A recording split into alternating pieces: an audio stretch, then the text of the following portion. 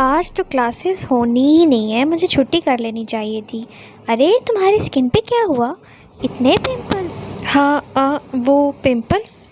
हाँ एक्चुअली वो मुझे थोड़ी प्रॉब्लम है। मैं काफ़ी बीमार हो गई थी तो डॉक्टर ने कहा है कि इसकी वजह से पिंपल्स आते हैं फेस पे। वक्त के साथ ठीक हो जाएंगे जैसे ही इलाज प्रॉपर होगा। खैर पता नहीं कब जाएंगे, ये तो अजीब से लगते हैं अब मुझे भी। इतने अजीब लग रहे हैं ना, मुझे तो हंसी आ रही है।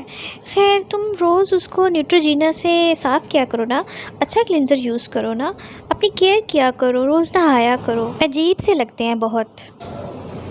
आज तो स्टूडियो में ज़रा भी रश नहीं है। ये तुम्हारे आईब्रोज को क्या हुआ?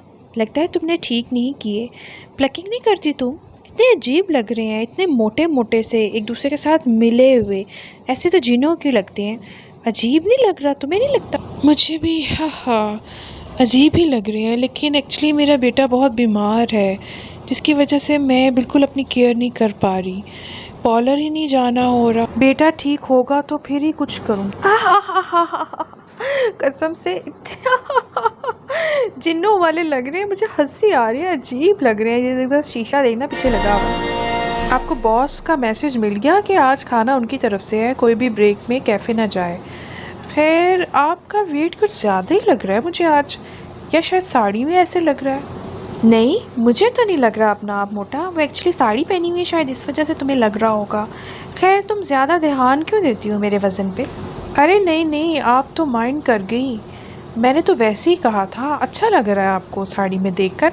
लेकिन वो ना जब मैं एंटर हुई थी तो ताहिर आपका मजाक उड़ा रहा था, कह रहा था कि इतनी मोटी लग रही हैं आप साड़ी में।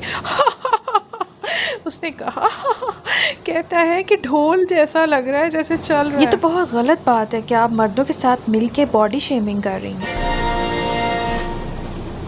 अरे बेटी बात सुनो, बस आने में भी कितनी देर है? पहले तो बहुत जल्दी आ जाती थी, अब पता नहीं क्या मसला है, इतनी देर लगाती है। ये तुम्हारे फेस पे क्या निकला हुआ है? रात को उपटन लगा के सोया करो और सब्जियां फल ज़्यादा खाया करो, इससे चेहरा साफ हो जाता है। काली लड़कियों के रिश्ते नहीं होते, अपना रंग ना ज़रा बेहतर कर लो, अच्छा है लगता क्या? है। आपको कोई मसला हो रहा है क्या? अरे नहीं नहीं, मुझे क्या मसला होगा, मैं तो तुम्हें बस मशवरा दे रही हूँ। हमारे ज़माने में तो कोई कोई लड़की ढूंढ के सामने मिलती थी, सारी लड़कियाँ मुंह पे उपटन लगा के सोती थी और सुबह निखरी हुई रंगत होती थी। खैर तुम्हें पता है, मेरी एक कज़न है, उसका रंग भी बहुत काला है। उसको शादी के 2 माह बाद ही तलाक होगी, काली रंगत की वजह से। मैंने तो बस इस तरह से मशवरा दे दिया, तुम तो आगे से बदजुबानी पे उतर आई। पता नहीं आजकल के बच्चों को क्या हो गया, बड़ों की इज्जत ही नहीं करते, ना कोई मशवरा कबूल करने की कोशिश करते हैं, जैसे हम उनके दुश्मन हैं। आजकल काली लड़कियां घरों में बैठी रह जाती हैं, कोई नहीं उनको पसंद करता। इसलिए मैंने कहा था कि तुम्हारा रंग बड़ा काला है तो थोड़ा कुछ मुंह पे लगा लो, खीरे का पानी पियो, ताकि थोड़ा सा फर्क। हाँ जी, मैं काली हूँ और मुझे इस पे फ़ख्र है, आप परेशान ना हो। हाला आप लिबर्टी में, बहुत अच्छा हुआ कि आपको मैंने देख लिया। आप तो मेरी कॉल ही नहीं पिक करती। कब आ रही हैं आप घर? मैंने आपसे बहुत सी बातें शेयर करनी है, आप आती ही नहीं हैं। ऑफिस के बाद काफ़ी थक जाती हूँ। खैर तुम सुनाओ, तुम इतनी परेशान क्यों लग रही? हाँ, परेशान इसीलिए तो कह रही हूँ कि आपसे बात करना चाहती हूँ, वक्त निकालें, कहीं मिलते हैं, कुछ बोझ हल्का हो जाएगा, कुछ मशवरे मिल जाएंगे आपसे। अरे ज़रूर ज़रूर, क्यों नहीं। इस वीकेंड का प्लान बना लो, पीछे वाले गार्डन में जहाँ से हिल्स नज़र आते हैं वहाँ जाते हैं, दोनों मिल बैठ के बातें करेंगे, ठीक है? अब परेशान नहीं हो और घर जाओ, ख्याल रखो अपना। अच्छा अब बस भी करो, कब से तुम्हारी बहू की तारीफें सुन रही हूँ। अब मिलवा भी दो, शादी पे तो मैं आ नहीं सकी थी। सुना है कि तुमने बड़ी हसीन बहू ढूंढ ली है, दिखाओ जरा मुझे भी मिलवाओ। हाँ हाला जी बहुत हसीन है, आप मिलेंगी तो हैरान रह जाएंगी, लाखों में एक है। हैं? ऐसी भी क्या खास बात है उसके ये अंदर? तो अब आप खुद देखें। बहू रानी। अस्सलामुअलैकुम। अम्मी जी, आपने आवाज़ दी थी, बुलाया था आपने मुझे? हाय कबीरा, ये कहाँ से प्यारी है? तुम क्यों उसको प्यारा प्यारा कह रही हो? इतनी गोरी, इतनी चिट्टी तो छिला हुआ आलू लगती है। बेटा थोड़ा सा मेकअप करो, कंटोर करो, थोड़ी सी रंगत सांवली करो, वो खूबसूरत टच आती है। हाँ हाँ जी, ऐसे ही कर लूँगी। याहू, हूँ, फिल्म का एंड बहुत हसीन था, मुझे बहुत अच्छा। मैडम जी, स्टोरी को स्टोरी समझें, अपने ऊपर पिक्चराइज मत करें। हो ये लिफ्ट रुक क्यों गई है? मुझे लगा है कोई शायद रोक रहा है बाहर से। हाँ, शायद कोई आ रहा है। चलो एक साइड पे हो जाते हैं, उसको जगह दे। 6 फ्लोर का करते। इसकी आंखें देखो कितनी चुड़ैलों वाली लग रही है ना। देखो जरा इसका मेकअप।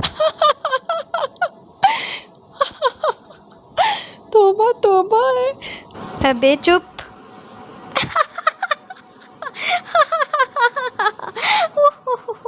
ऐसा बोलो शक हो जाएगा, चुड़ैलों वाली आंखें।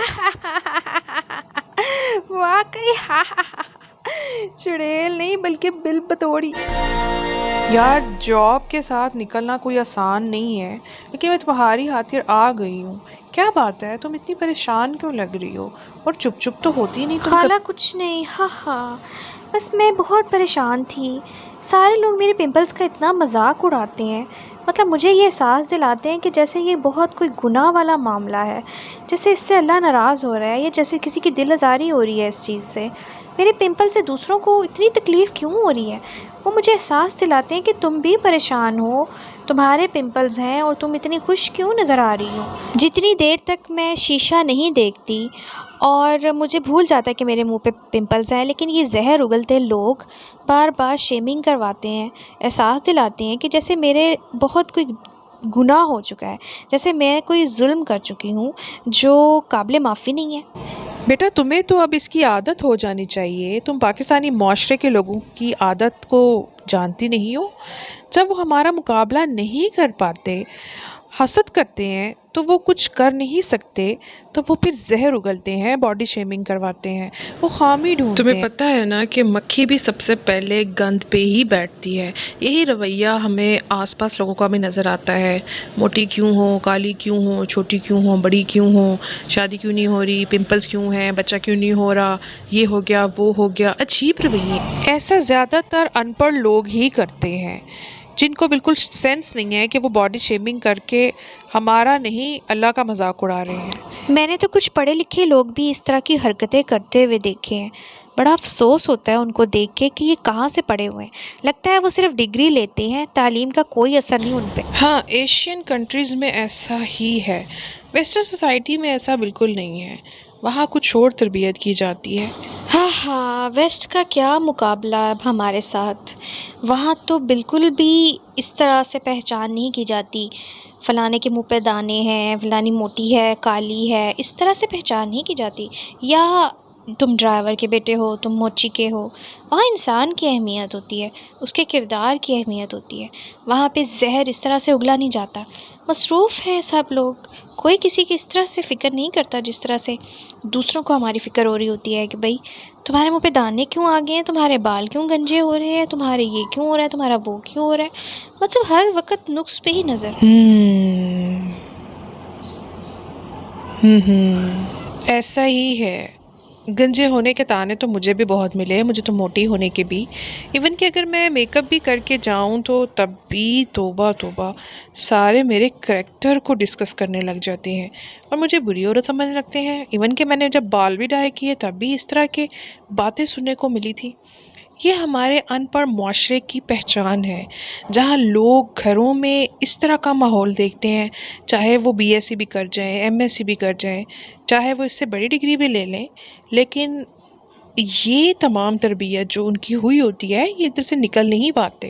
मैंने ख़वातीन में इस तरह की आदत बहुत ज़्यादा देखी हैं, स्पेशली स्कूल्स कॉलेजेस में जहाँ सब बैठे हों।